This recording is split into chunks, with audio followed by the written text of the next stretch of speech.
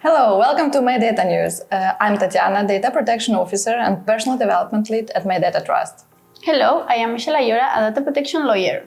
And today we will present you 5 top news of the month. So let's go.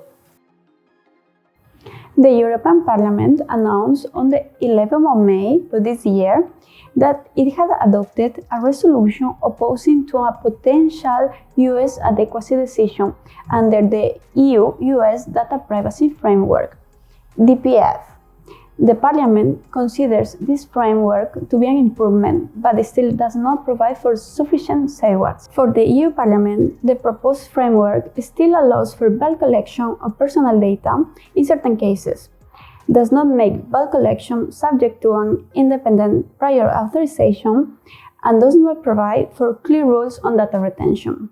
Moreover, the Parliament detailed that its members also raised concerns regarding data protection review courts, DPRC decisions being secret and thus violating citizens' right to access and rectify their data, as well as the US President's ability to dismiss its judges and overrule their decision, concluding that the DPRC would not be truly independent. Furthermore, in regard to the adoption of an adequacy decision, the EU Parliament showed their intention to adopt a future-proof framework for data transfers and urged the European Commission to ensure that the future framework can withstand the legal challenges and provide legal certainty to EU citizens and businesses, and do not grant an adequacy decision based on the current framework, but rather negotiate a data transfer framework that is likely to be held up in the EU Court of Justice. Clearview AI, US-based company providing platform powered by facial recognition technology, is under scrutiny. It is argued that they are violating European General Data Protection Regulation by collecting images from their biometric search engine, but also from public-only web sources, including news media, public social media, and other open sources. This could be as selling personal data of European citizens, which is illegal under European General Data Protection Regulation. Interestingly, even though Clearview AI is a US-based company and doesn't provide services in Austria, it's been found to monitor the behavior of people within the country. The Austrian Data Protection Authority has ruled out that Clearview AI must delete all personal data of the complainant, stating that their processing doesn't have a legal basis. However, the Austrian Data Protection Authority has ordered Clearview AI to appoint a data protection representative within the European Union. This step intends to facilitate European citizens exercising their rights and to provide to data protection authorities companies' local contact point.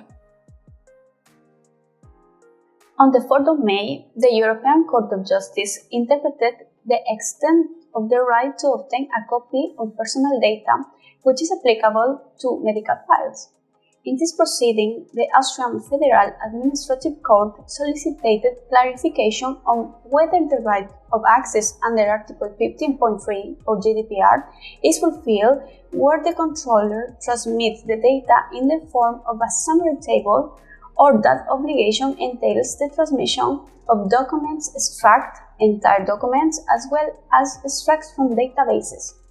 The ruling: the data subject must be given a faithful and intelligible reproduction of all their data. This includes the right to obtain copies of extracts from documents, entire documents, or extracts from databases which contain the data subject's data, if the provision of such a copy is essential in order to enable the data subject to exercise their right effectively, leaving clear that the term copy does not relate to a document as such, but to the personal data that it contains.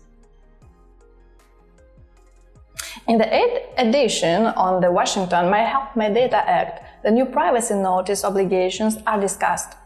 Upon implementation of the Act, it will impose new privacy notice requirements, demanding a separate consumer health data privacy policy. This policy must provide a detailed description of the types of health data collected, how the health data is used, which parties will use the data, and how consumers can manage their own data. A unique requirement is a list of specific affiliates sharing consumers' health data, an odd addition considering affiliates are less likely to raise privacy issues.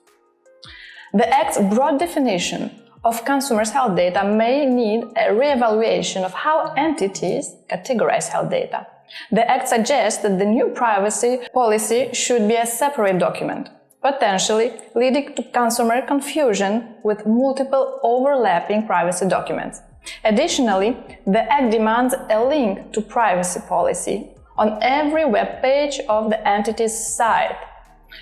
Given that the Act's timelines are unclear, with some parts planned to become effective in July 2023 and others in 2024, companies should start the compliance work as soon as possible. The Federal Data Protection and Information Commissioner launched a new website in which it has implemented a data breach portal for reporting security vulnerabilities under the new Federal Act on Data Protection. It contains an online form to report in a digital and secure manner. It is important to remember that the obligation to report data breaches will start when the revised Federal Act enters into force on September 1st. Until that moment, reporting to the FDPIC is voluntary. Thanks for watching us, and don't forget to follow us on LinkedIn and YouTube. And see you next time. Bye! Bye!